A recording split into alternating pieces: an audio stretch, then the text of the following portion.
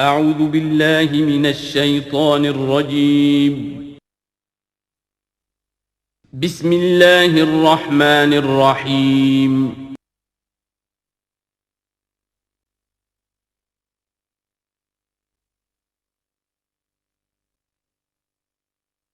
حبشہ کے لیے مسلمان گئے تھے تو وہاں جا کر سورہ مریم کی آیات جو ہیں وہ پھر حضرت عبداللہ ابن جعفر نے پڑھ کر سنائی تھی۔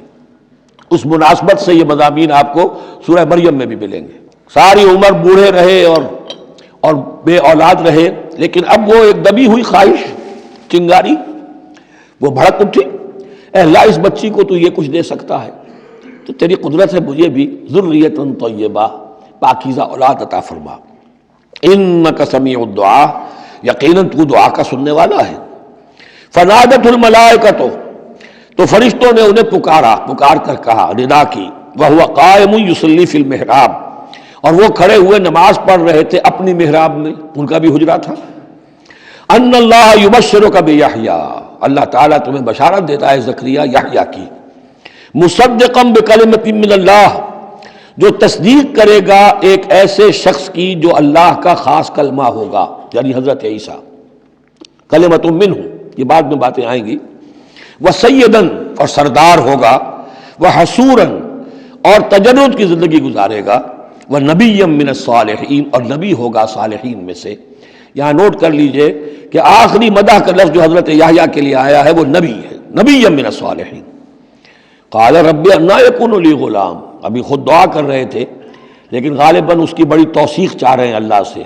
ری ایشورنس۔ کہا پروردگار میرے ہاں کیسے بیٹا ہو جائے گا، وقد بلغنی الکبر، جبکہ میں انتہائی بوڑھا ہو چکا ہوں، وامرأتی عاقر، اور میری بیوی جو ہے بانجھ رہی ہے۔ قال کذلک اللہ یفعل ما یشاء، تو انہوں نے کہا کہ اللہ نے فرمایا کہ اللہ کرتا ہے اسی طرح، یا فرشتوں نے جواب دیا جو چاہتا ہے کرتا ہے، اسے اسباب کی احتیاج نہیں ہے، اسباب اس کے محتاج ہیں، اللہ اسباب کا محتاج نہیں ہے۔ قال رب اجعل لی آیہ، انہوں نے عرض کیا پروردگار میرے لیے کوئی نشانی مقرر کر دے، مجھے معلوم ہو جائے کہ واقعی ایسا ہونا ہے اور واقعی یہ کلام جو میں سن رہا ہوں تیری طرف سے ہے۔ قال آیتک الا تکلم الناس ثلاثۃ ایام الا رمزا، اللہ نے فرمایا کہ اب نشانی یہ ہے تمہارے لیے کہ اب 3 دن تک تم لوگوں سے گفتگو نہیں کر سکو گے سوائے اشارے کنائے کے، یعنی قوت گویائی سلب ہو گئی ان کی، اب وہ بول نہیں سکتے تھے 3 دن تک۔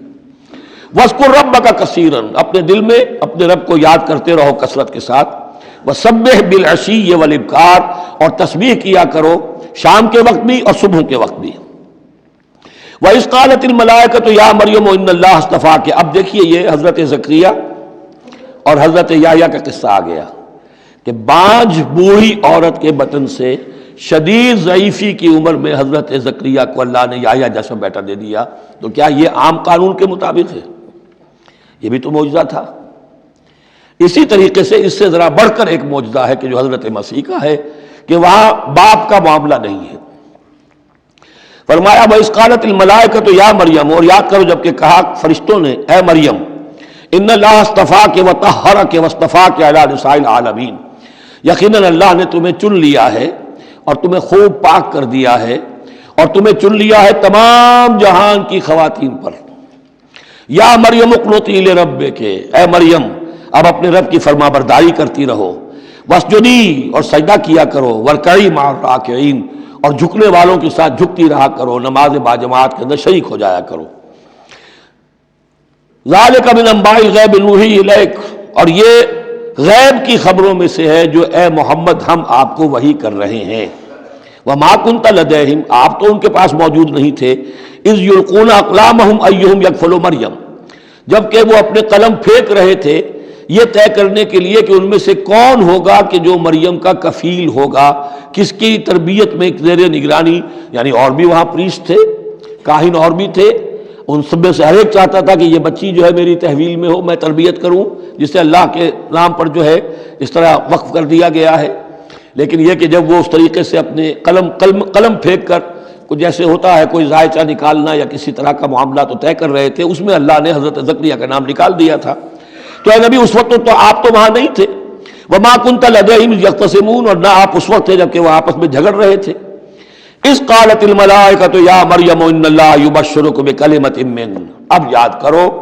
جب کہ کہا فرشتوں نے اللہ سے، کہ فرشتوں نے مریم سے کہ یقیناً اللہ تعالیٰ تمہیں بشارت دے رہا ہے ایک ایسی ہستی کی جو خاص کلمہ ہوگا اس کی جانب سے، اسمہ المسیح عیسی ابن مریم، اس کا نام ہوگا المسیح عیسیٰ مریم کا بیٹا، وجیہاً فی الدنیا والآخرہ، باعزت ہوگا، مرتبے والا ہوگا دنیا میں بھی اور آخرت میں بھی، ومن المقربین، اور بہت ہی اللہ کے مقربین بارگاہ میں سے ہوگا، بہت مقرب، وَيُكَلِّمُ النَّاسُ فِي الْمَهْدِ وَكَهْلًا، اور وہ لوگوں سے گفتگو کرے گا گود میں بھی اور پوری عمر کا ہو کر بھی۔ کہولت 40 برس کے بعد آتی ہے، اور حضرت مسیح اٹھا لیے گئے، رفع سماوی ہوا 33 برس کی عمر میں، گویا کہ اس آیت کا تقاضا ابھی پورا نہیں ہوا ہے، اور اس سے اندازہ کر لیجیے اس کے کہنے کی ضرورت کیا تھی، پوری عمر کو پہنچ کر تو سبھی بولتے ہیں، اس کا اشارہ کیوں کیا گیا یہاں؟ اس لیے کہ ہمیں معلوم ہو جائے کہ حضرت مسیح پر ابھی موت واقع نہیں ہوئی ہے، بلکہ وہ واپس آئیں گے دنیا میں، دوبارہ اتریں گے، پھر ان کی وہ عمر بھی ہوگی، پھر وہ شادی بھی کریں گے، ان کی اولاد بھی ہوگی، اور ان کے ذریعے سے اللہ تعالیٰ یہ نظام خلافت علی منہاج النبوت کو پوری دنیا میں قائم کرے گا۔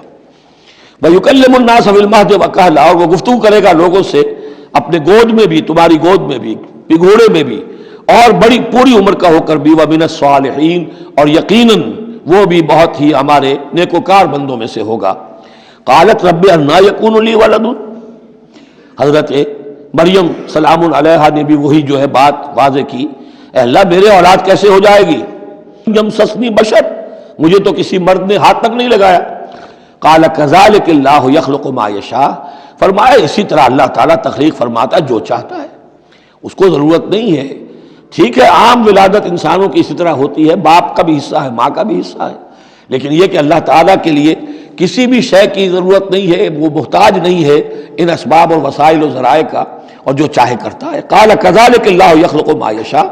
اذا قضى امرا فانما يقول له كن فيكون، وہ تو جب کسی شے کا فیصلہ کر لیتا ہے تو بس وہ کہتا ہے ہو جا، اور وہ ہو جاتی ہے۔ وَيُعَلِّمُهُ الْكِتَابَ وَالْحِكْمَةَ، اور وہ اللہ تعالیٰ اسے سکھائے گا کتاب بھی اور حکمت بھی، وَالتَّوْرَاةَ وَالْإِنْجِيلَ، اور تورات بھی اور انجیل بھی، وَرَسُولًا إِلَىٰ بَنِي إِسْرَائِيلَ، اور وہ رسول بن کر آئیں گے اسرائیل کی طرف۔ اب یہ جو دو کنٹمپریریز ہیں ان کو نوٹ کر لیجئے کہ حضرت یحییٰ کے بارے میں نبیم من الصالحین پر آ کر بات ختم ہو گئی، اور حضرت عیسیٰ کے بارے میں رسولاً الی بنی اسرائیل، بنی اسرائیل کی طرف رسول ہو کر آئیں گے۔ حضرت یحییٰ صرف نبی تھے، اسی لیے وہ قتل بھی کر دیے گئے۔ حضرت عیسیٰ رسول تھے، رسول قتل نہیں ہو سکتے،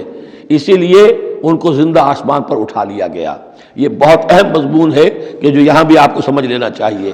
اس کے بعد ان کے بعد معجزات کا تذکرہ ہے، وہ انشاءاللہ اب اگلی نشست میں پڑھیں گے۔ بارک اللہ لی ولکم فی القرآن العظیم ونفعنی وإیاکم بالآیات والذکر الحکیم۔